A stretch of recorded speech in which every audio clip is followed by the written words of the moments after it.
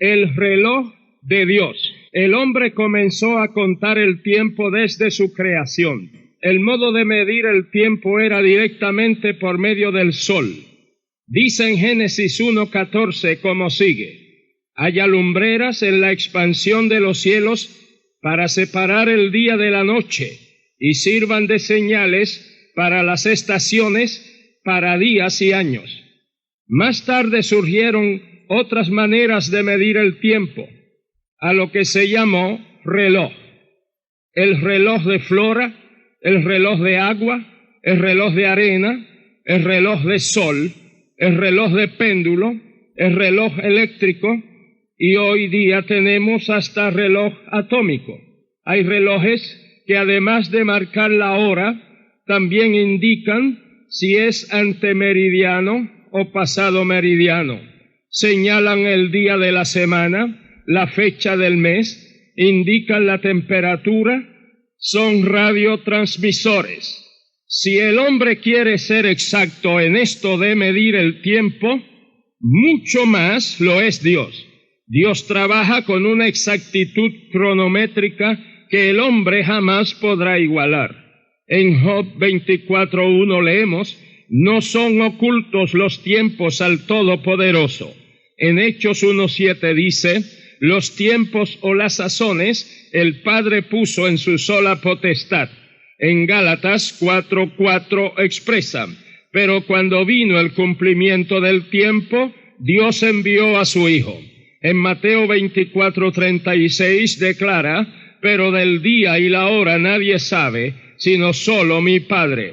En Primera de Pedro 4:7 afirma: el fin de todas las cosas se acerca.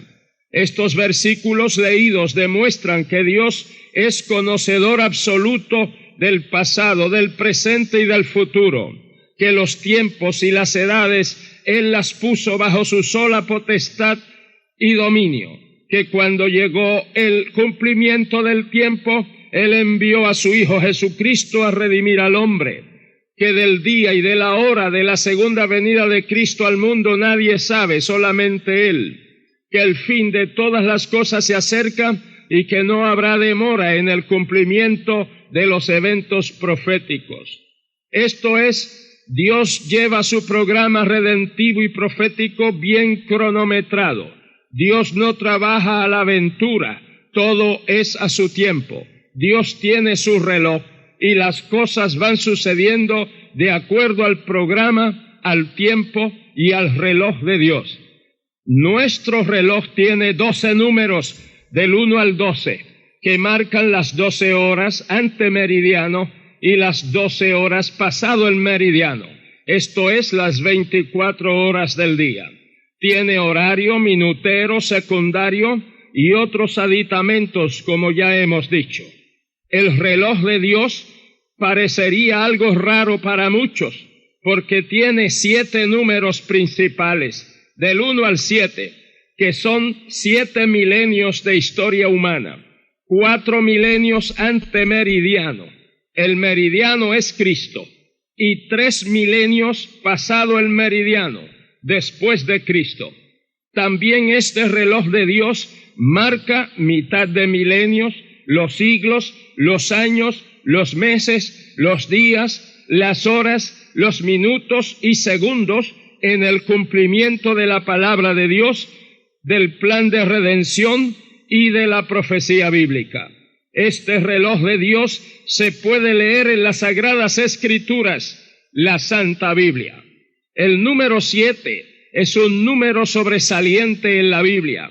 Es el número que indica que la cosa está completa, perfecta, especialmente en el libro de Apocalipsis, que trata especialmente de la introducción del último milenio de historia humana, o sea, el milenio número 7. Este número se menciona mucho, pues habla de 7 candilejas, 7 candeleros, 7 iglesias, 7 ojos, 7 cuernos, 7 espíritus, 7 ángeles, 7 sellos, 7 trompetas, 7 truenos, 7 plagas, 7 copas. El reloj de Dios con relación al hombre comenzó a marcar con la creación del hombre en el huerto del Edén. Luego viene la caída del hombre, el primer asesinato, los descendientes de Adán y Eva y de sus hijos se multiplican, muere Adán a la edad de 930 años. Años después Enoc es traspuesto al cielo, pues anduvo con Dios y se cumplió el primer milenio de historia humana. El reloj de Dios marcó el número 1. Poco más de medio siglo después nace Noé, y a los 600 años del segundo milenio tiene lugar el diluvio, que destruyó toda aquella generación en el mundo, menos a Noé y su familia. 8 personas en total.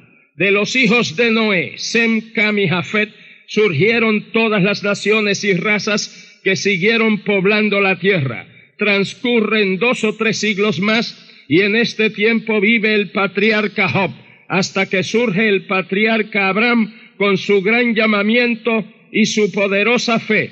Y otro milenio de historia humana transcurrió, y el reloj de Dios marcó el número 2. 86 años tenía Abraham cuando Agar dio a luz un hijo a Abraham, a Ismael, de quien proceden los árabes. 13 años después, Sodoma y Gomorra son destruidas, y 1 año después de la destrucción de estas ciudades, Sara, la esposa de Abraham, da a luz a Isaac, el heredero de las promesas de Dios y de quien siguió la descendencia del pueblo hebreo. De Isaac nace Jacob, y de Jacob los 12 patriarcas de las tribus de Israel, quienes descendieron a Egipto y donde permanecieron 400 años en esclavitud, de donde Dios los liberta milagrosamente usando a Moisés, y transcurre medio milenio.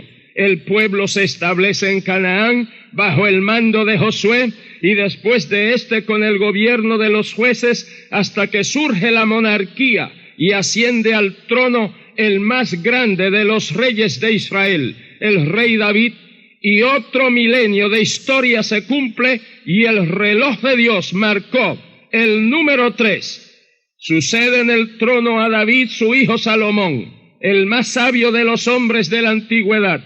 Después de la muerte de Salomón, el reino se divide entre las 10 tribus del norte, Israel, y las 2 tribus del sur, Judá.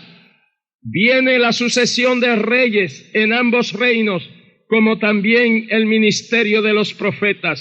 Israel es llevado cautivo a Asiria, y más tarde Judá es llevada cautiva a Babilonia, y la ciudad y el templo de Jerusalén son destruidos.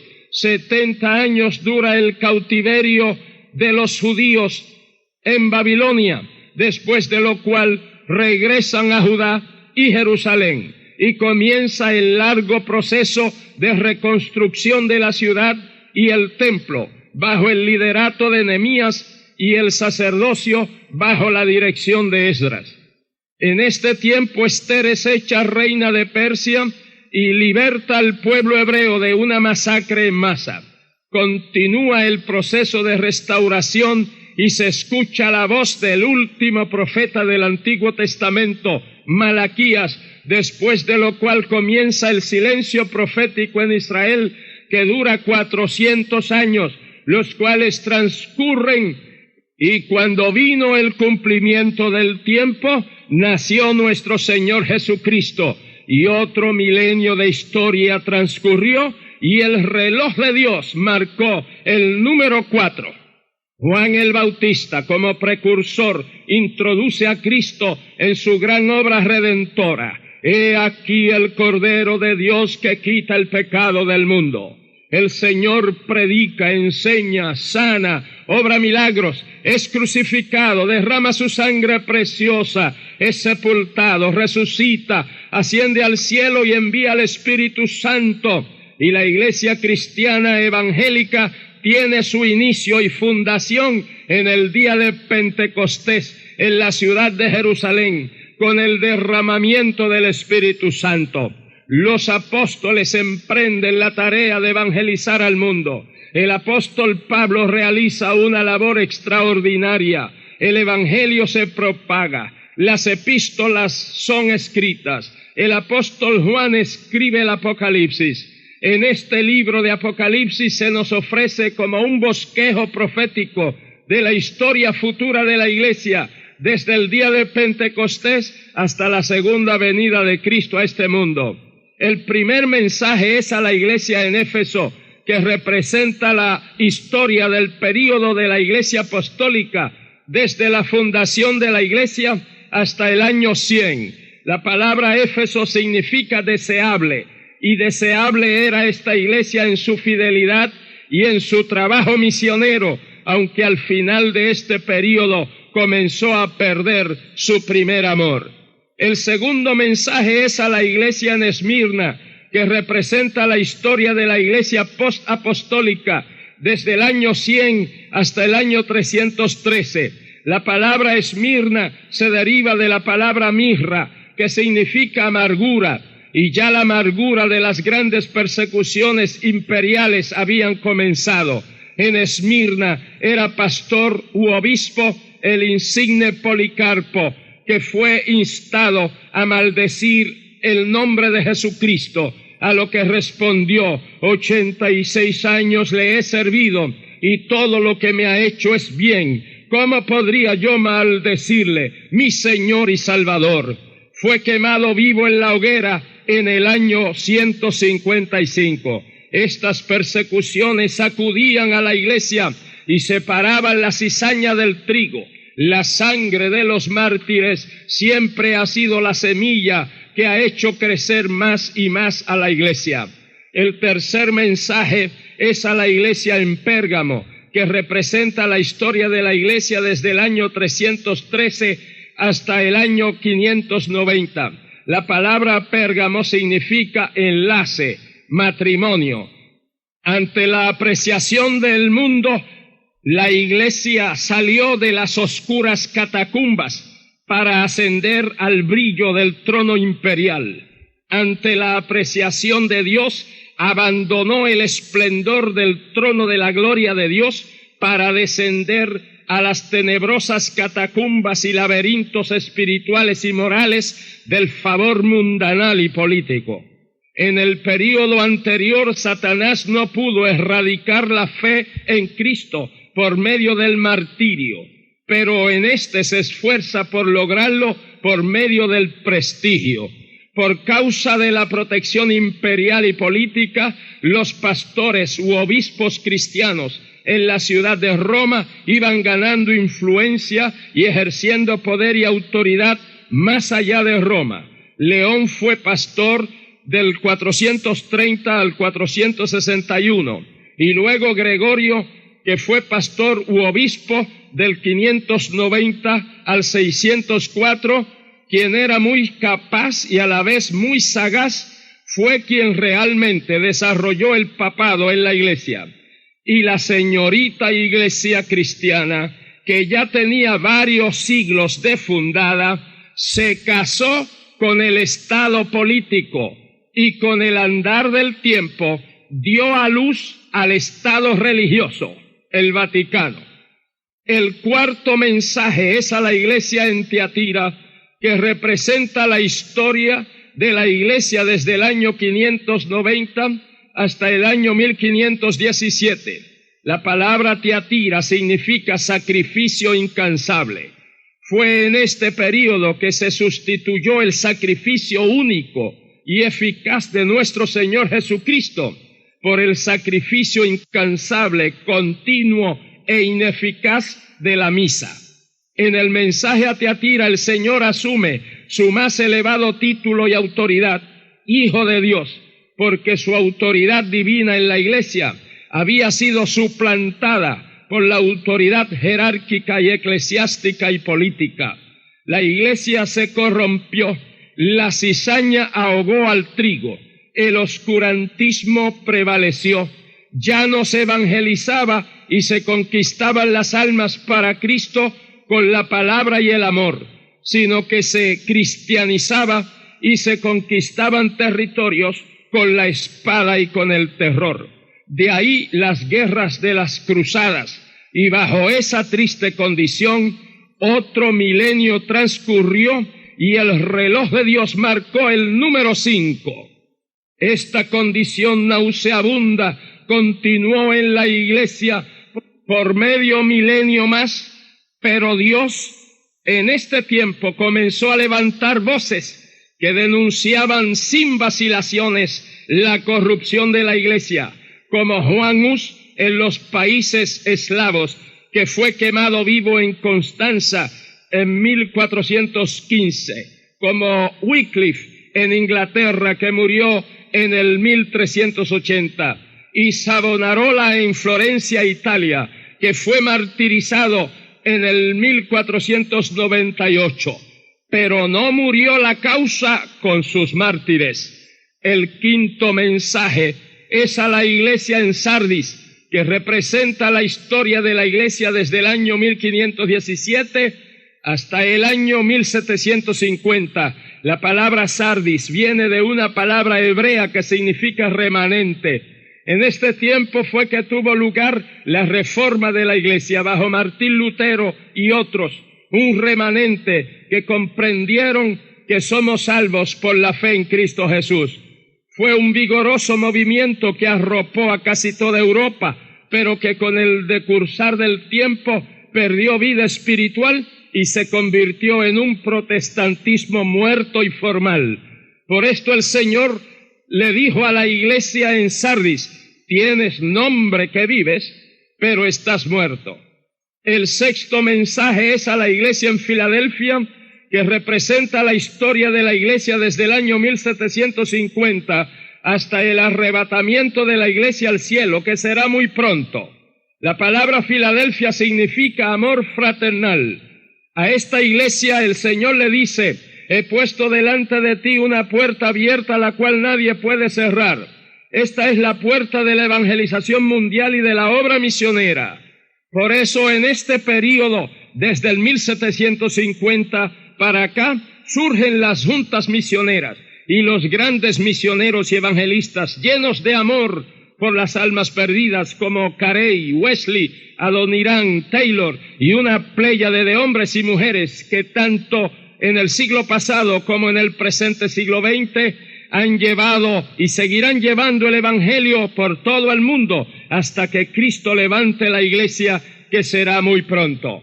Muchos tal vez piensen que falta bastante tiempo para que se cumpla otro milenio, que será el número 6. Pero amigo mío, en primer lugar, nuestro calendario gregoriano no es exacto, y además Dios gobierna la profecía bíblica por el año bíblico o profético, que es de solamente 360 días. De acuerdo a esto, está mucho más avanzado el tiempo de lo que marca nuestro calendario. El séptimo mensaje es a la iglesia en la Odisea, que representa el período de tiempo de 7 años después que Cristo levante a la iglesia hasta la segunda venida en persona de Cristo a este mundo. En este mensaje a esta iglesia, Cristo aparece afuera llamando, pero no se le da entrada. Y durante este tiempo, después que la verdadera iglesia de Cristo, compuesta por todos los redimidos con su sangre, que estén viviendo santamente, sea levantada al cielo, aquí y durante la gran tribulación, bajo el gobierno de terror del anticristo que durará 7 años, se organizará una superiglesia del Estado, ecuménica y apóstata, cuya cabeza será el falso profeta, y a la cual Cristo le dice: te vomitaré de mi boca. Amigos, y después de esto, el Señor Jesucristo vendrá en persona, en su cuerpo resucitado, en las nubes del cielo, y todo ojo le verá. Se producirá el Armagedón, donde Cristo destruye los ejércitos del anticristo, y este es lanzado junto con el falso profeta al lago de fuego y azufre, y el diablo es atado y apresado en el abismo, y el reloj de Dios habrá marcado el número 6, comenzando enseguida el último milenio de historia humana en la tierra, el número 7 bajo el gobierno de nuestro Señor Jesucristo. 6,000 años de historia humana llena de fracasos, de luchas, de guerras, de crímenes, de violencia, serán culminados por un milenio de paz, de dicha, felicidad, prosperidad, longevidad, bendición, bajo el gobierno de nuestro Señor Jesucristo. Amigo, el tiempo no se detiene, el reloj de Dios de ninguna manera se detiene. ¿Está usted preparado para encontrarse con Dios? Usted no puede presentarse solo. Tiene que presentarse con el único abogado que postula en el tribunal del cielo, nuestro Señor Jesucristo. Aproveche el tiempo, aproveche los minutos en el reloj de Dios, pues mañana puede ser fatalmente tarde para usted. Levante su mano delante del Señor en señal de que acepta a Jesucristo como su gran Salvador. Él le salva, le sana, le liberta, le bendice. Oremos. Padre Santo, te suplico que mires estas almas que vienen a ti. Oh Dios, sálvales, perdónales, libértales, bendíceles. Señor, sana a cada enfermo en este mismo instante. En el nombre de Jesús nuestro Señor. Amén. Amén. Amén.